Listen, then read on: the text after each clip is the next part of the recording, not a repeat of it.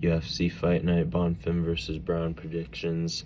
We also hit 100 subscribers, so I'll talk a little bit about that later. But first, let's get this card out of the way. Start off with Zachary Reese versus Jesus, Jackson McVeigh. Pretty short notice fight for Zachary Reese. Few days notice, if I'm not mistaken. Jackson McVeigh was preparing for, I believe it was Robert Valentin, who had to pull out, and Zachary Reese is stepping in on short notice. This is a catchweight fight, which helps Reese, but, you know, maybe I'll go with Jackson McVeigh on this one. I'm not super confident, but you can't really be either way. It's just Zachary Reese. I kind of expect him to destroy some opponents like Cedricus Dumas, who's not the best. I mean, that was a no contest.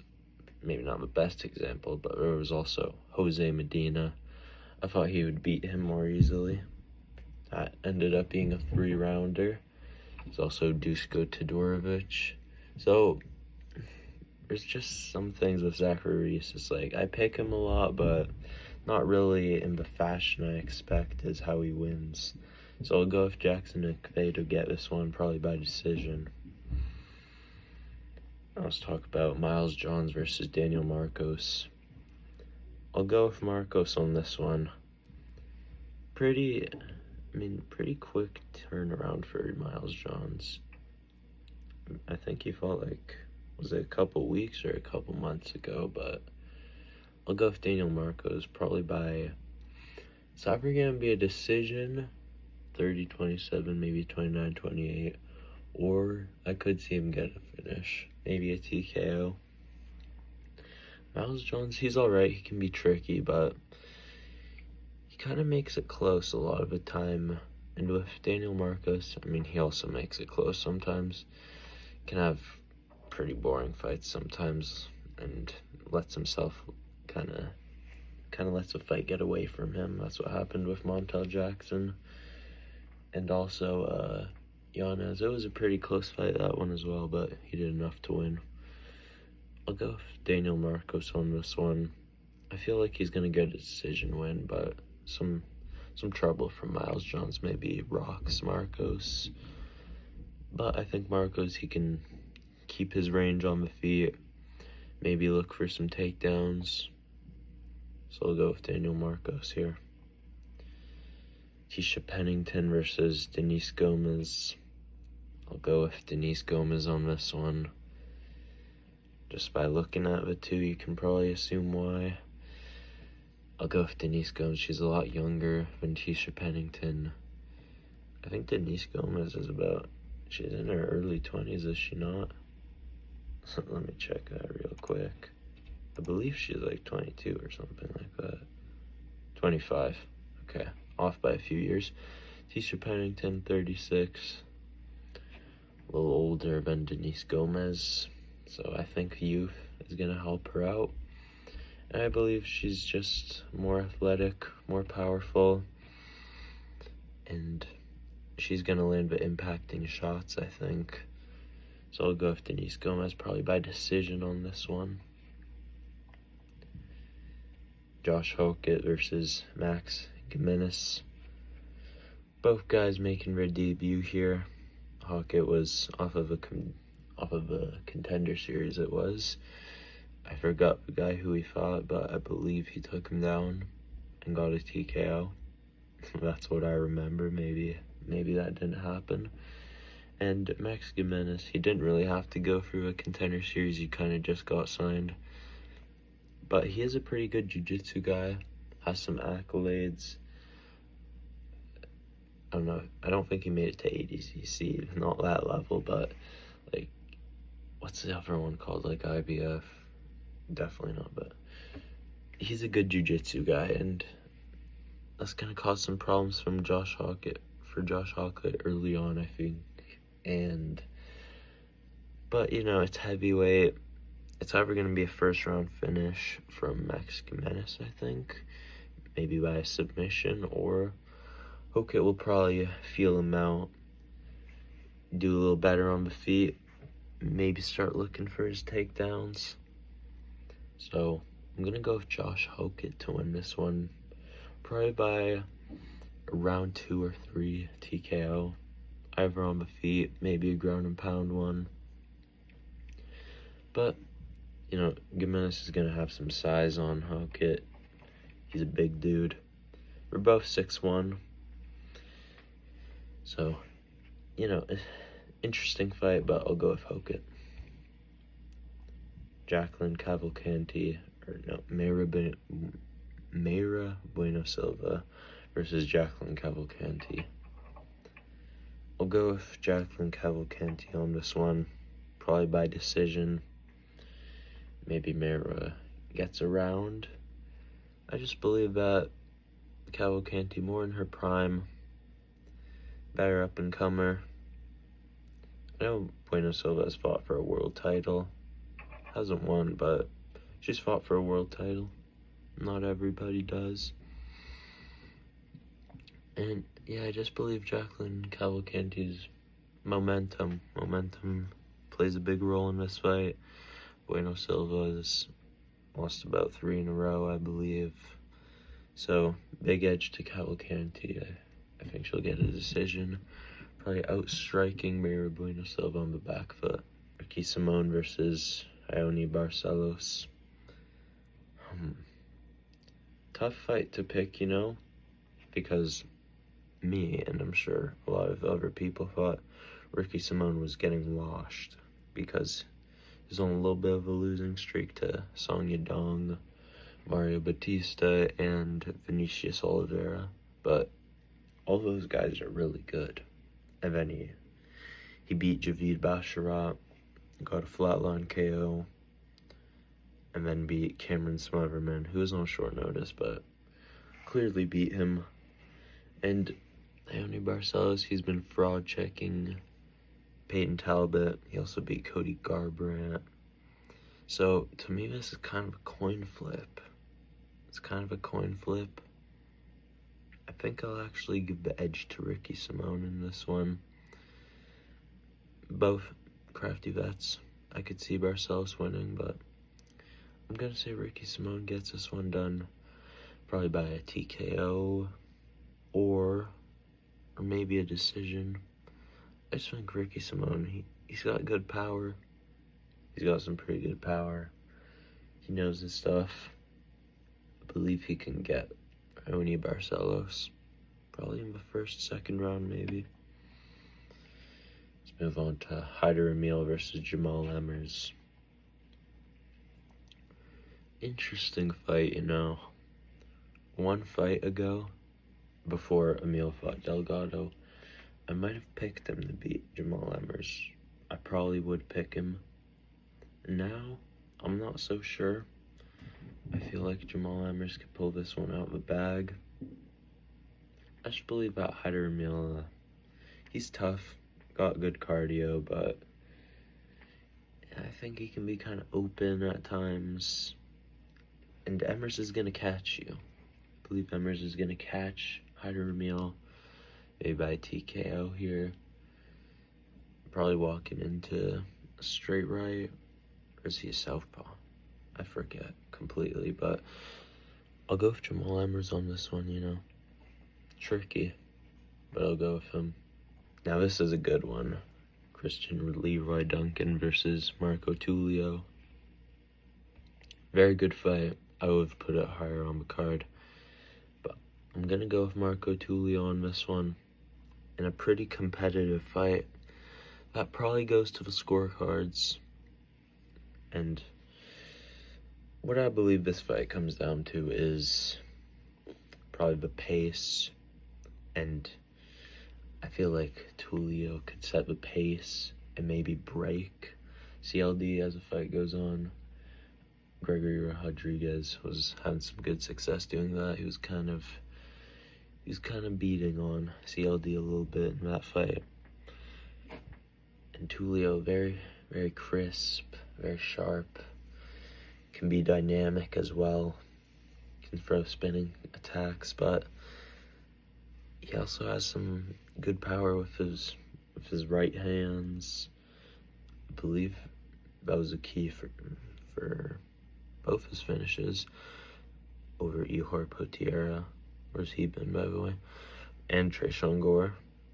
CLD, you know, pretty dynamic striker.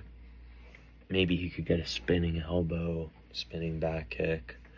I believe it's the dynamic stuff, the spectacular techniques that could work for CLD. That's the edge I'd give him, but just fundamentally, I'd say Tulio is a little better. And this should be a stand-up fight. That's what I think. And I believe that Tulio could probably break CLD as the fight goes on. That's what I'm going to say. But it's going to be competitive. Not so break, but he's going to take over. I'm going to say CLD gets the first round, maybe. And then Tulio gets the last two. So I'm going with Marco Tulio by decision. Good fight. Looking forward to it. Chris Padilla versus Ismail Bonfim. I'm not sure on this one, but I think I'm going to go Chris Padilla. Very close fight with Jai Herbert last time, but I mean, there wasn't much to score really, but I think he should probably get that win. He also had a good win versus, was it Rong Zhu before Jai Herbert? I think it was. Pretty good. Got him with an elbow, eye swelled up, doctor stoppage. Pretty impressive, and Rong Zhu is pretty good, you know. He also beat James Lontop, who isn't in the UFC anymore, but submitted him pretty easily, which is a green flag. And Ismail Bonfim, he can be good. I'd say he's pretty tough, pretty well-rounded. But X factor I'd give to Chris Padilla on this one. It's just the fluidity, I think. Fluidity and the finishing potential. Bonfim can get finishes like Terrence McKinney, but sometimes there should be opponents he finishes, but he doesn't, like Vince Pichel. He should have beaten Vince Pichel probably by finish in the first round, that's what I would say, but it was a decision win. Also, I won't throw shade at him for losing to Nazim Sadikov, who is pretty good. He's fighting for SCM, and I might even pick him to beat for SCM. But I'll go with Chris Padilla on this one. Finishing potential, fundamentally sound. I believe he's going to be able to kind of neutralize grappling of not Gabriel Bonfim, Ismail Bonfim, if he has to go to that, and I don't think the plan B will work against Chris Padilla, so I'll go with Chris Padilla probably by decision on this one. And this is our featured fight, Muslim Salikov versus Uros Medic. This is a good one.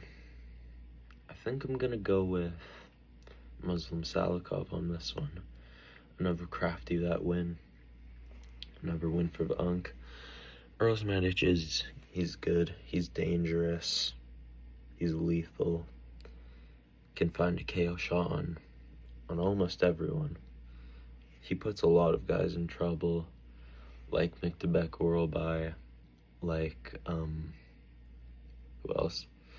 I mean, then there's just guys he knocks out like Tamians. Who else? Gilbert Urbina, that was his name. That was the last one. Got dropped in that fight, but then straight away, kneed him in the face, and then straight left, put him out. He also had a KO loss versus Pranali Soriano. Kind of just moved back in a straight line and got caught. Yeah, he moves back in straight lines, and if opponents follow it, and if an opponent follows Uros Medic, they can catch him, and I believe that Muslim Salikov he could catch Uros Medic in this one. He has a good spinning wheel kick. Maybe he gets that. Got a right hook knockout versus Carlos Leal, which I think was very impressive, but Leal did fight pretty stupid in that one. Also, yeah, Son Kanan, wheel kick KO. Salikov probably gets this one, I think. You know, it's going to be a tough one. I could see Earl's Medish getting straight left. I'd say it's a KO from either fighter.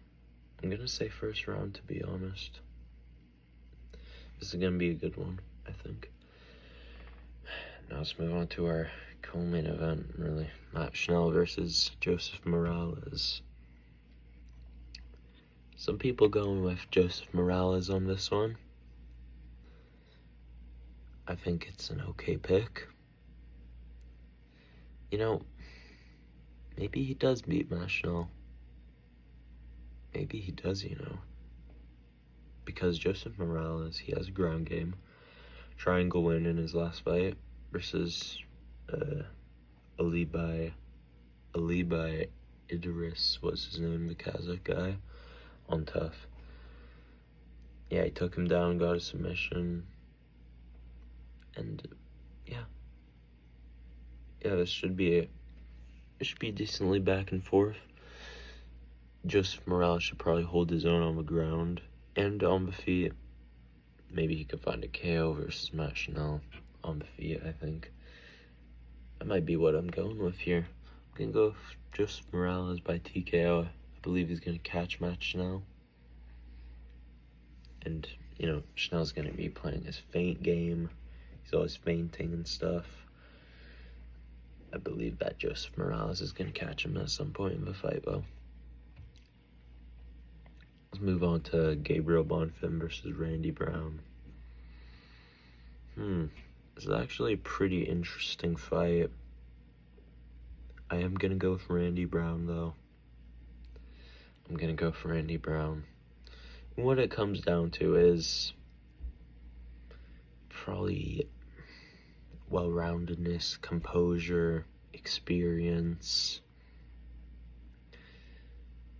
That's what it comes down to for me, and Randy Brown has those things. Good on the feet. He's probably gonna outstrike Gabriel Bonfim pretty easily on the feet. Bonfim will look to get his takedowns though, which I believe he can get early on, but submission, I mean, he got one over Chaos Williams, but other than that, it's mainly been guillotines from him.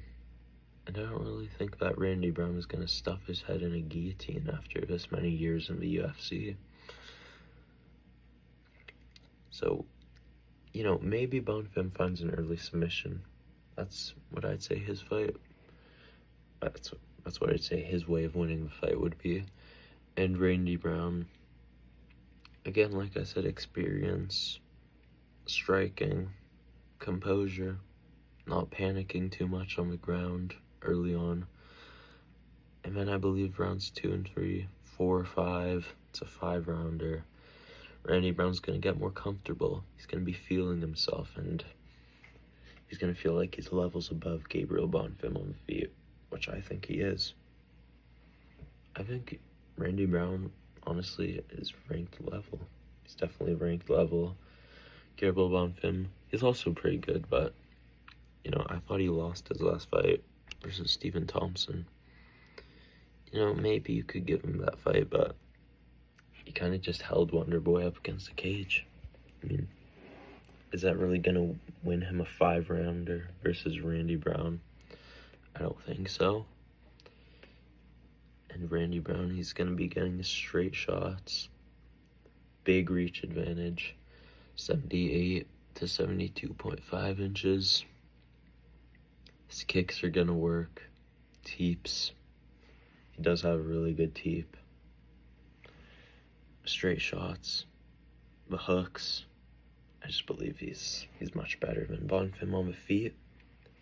On the ground, that's where Bonfim has the danger in the early rounds, I'd say.